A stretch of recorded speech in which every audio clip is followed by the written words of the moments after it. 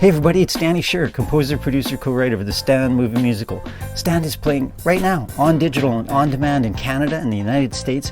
Watch the movie now, if you haven't already, before watching this video where I'm going to drop a ton of spoilers as we fact-checked the movie. It's mid-June 2021, just about the 102nd anniversary of June 21st's Bloody Saturday, the historic event that was the culmination of the Winnipeg General Strike, the historic event against which the Stand movie and the Strike stage musical from which it's derived are based. So it's a good time to revisit some of those events and to fact-check the movie to determine how the movie reflects actual history. Let's go. So let's start with one of my favorite characters, Helen Armstrong, played by Victoria's Hayley Sales.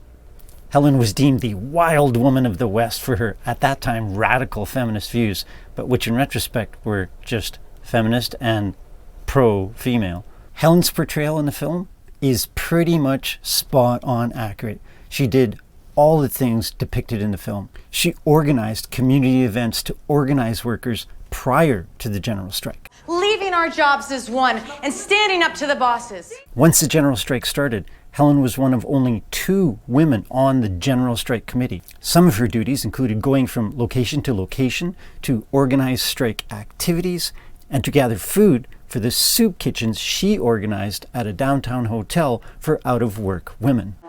Find a location, volunteers near gardens, anywhere where there's food. We'll have a lot of very hungry people to feed. And just as depicted in the song Ultimatum, Helen never shied away from challenging government officials, sometimes publicly. Ultimatum, their words verbatim, debate them, mistake them, best we not. And yes, she was regularly jailed for her activities and famously said to her children, "It's not a weekend if I'm not in jail." It's par for the course. Oh, chin up. We'll be out of here in no time. And then there's the villain of the Stand movie musical, the character of A.J. Anderson. A.J. is based on the real-life figure from Winnipeg history, A.J. Andrews, the boy mayor of Winnipeg. And if there's a single character which, other than the name change, we didn't change too much from history, it's A.J. As the leading member of Winnipeg's business elite in 1919, A.J. was infuriated with what he deemed an incorrect response to the strike. Forget negotiating. Get the damn thing stopped before it gets off the ground and clear those troublemaking foreigners out of the unions and right out of the country. It was A.J.'s idea to fight the strike by painting it as a quote-unquote incipient Bolshevik revolution. Immigrants, foreigners, Bolsheviks. The alien enemy we just fought a war against. And yes, as detailed exhaustively in the book written just about A.J. called When the State Trembled, A.J. really did cajole/coerce senior government officials to do his bidding. Gideon.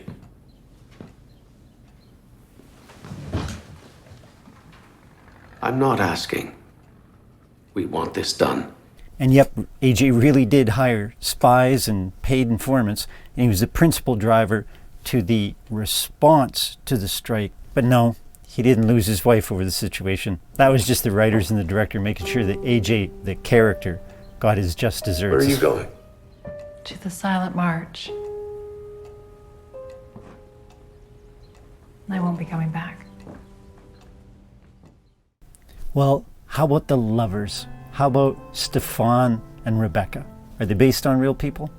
Well, Mike Sokolowski did have a son named Steve, but Stefan, the character, isn't directly based on Mike's real son. Sokolowski! In fact, and here's a never-before-told story, I envisioned Stefan based on a picture of some rail workers from 1911. Here's the guy. You'll see that Winnipeg's Marshall Williams, who played Stefan, is kind of like this guy.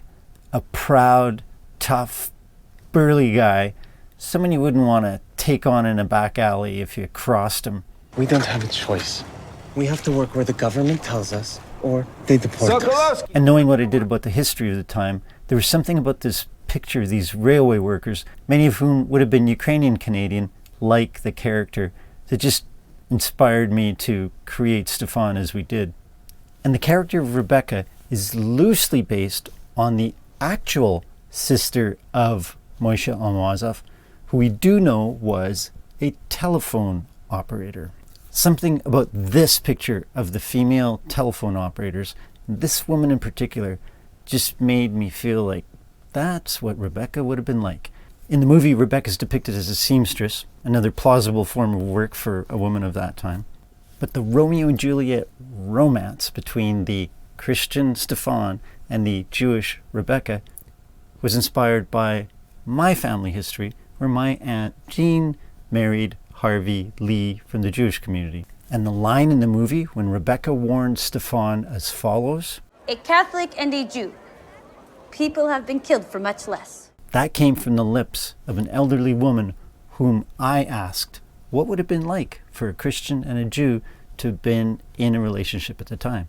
And that's what she said. And so while Stan's Romeo and Juliet are fictional figures, they come right from history, and right from my family's history too. Then how about the character of Emma, the black maid who's immigrated to Winnipeg from Oklahoma? In 1919, Winnipeg had a small but active black community. Most members of the Great Migration, the migration of blacks from the southern United States into northern US and Canada. And the kind of social activism that Emma displays, standing up at a public meeting. The more we do nothing, the more nothing changes. Leading the charge for her fellow employees to leave their work, even though they're not unionized. These kind of actions in the movie were inspired by real life. It was in fact the all-black railway porters union that was one of the first to join the general strike. And then how about the character of Gabriel, the Métis veteran just returned from the First World War? Well, believe it or not, despite the horrific colonial abuses that the Indigenous community was subject to at the time, residential schools being made illegal aliens to the city of Winnipeg itself, many Métis and Indigenous people voluntarily signed up for action in the First World War as a means of showing their allegiance to the Crown. And just like depicted in the movie, upon their return, those Indigenous and Métis veterans believed their participation in the war had garnered them a new increased stature within Canadian society. I've never been treated equal to a white man until I got this uniform. Now I don't want to take it off. And the scene of Gabriel's own troopmate, Davy, laying a beating on Gabriel during the events of Bloody Saturday was proof that colonialism still reigned. And then the really big fact check. What's the deal on Mike Sokolowski? So no big secret now if you're aware of the events of the 1919 Winnipeg General Strike. Mike Sokolowski died, shot, it was said, at the corner of William and Main on June 21st, 1919. As for what exactly he was doing to get himself shot, I've spent the better part of 20 years trying to figure out that mystery, and I still don't know the answer. I produced an entire documentary about the circumstances of the day. You can watch that here. The competing narrative of what he was doing, raging radical or innocent bystander, really symbolizes the historic interpretation of the strike itself. The way Mike's death is portrayed in the film is roughly accurate. It's thought that he was hit by a stray bullet from a mounted rider. That mounted rider would have been a Royal Northwest Mounted Police, the so-called Redcoats in Canada that preceded the Royal Canadian Mounted Police. In the film, we depict the mounted shooter as an armband-wearing special, just like Davy. We did that to raise the stakes and show the connection between returned veterans like Davy and their vicious opposition to the strike. And how about the other circumstances of the real Mike Sokolowski's life? Was his family really in Ukraine, and was what he was doing in the movie like what was in real life? So this is one instance where we altered history for the story. It was very common for male immigrants from Europe to leave behind the family and then bring them later. as depicted at the start of the movie when Mike and Stefan are headed to the railway station to get tickets for the family. 4 tickets from Ukraine. $200, 50 apiece. We felt that depicting that kind of grief, the grief of leaving family behind and the worry as one attempts to bring them over, was the deeper story worthy of showing. The true story of the real Mike Sokolowski was even more tragic. His family didn't claim his body nor show up for his burial at Brookside Cemetery. Either they didn't know or they were too scared to show up lest authorities deemed them deportable. And big spoiler here, did Mike Sokolowski really turn in his neighbor, Moshe Almazov? Short answer, no. But here's why it was plausible that within the story, Mike does turn in Moshe. The real Moshe Almazov was turned in by his Ukrainian Catholic neighbor, Harry Damashchuk.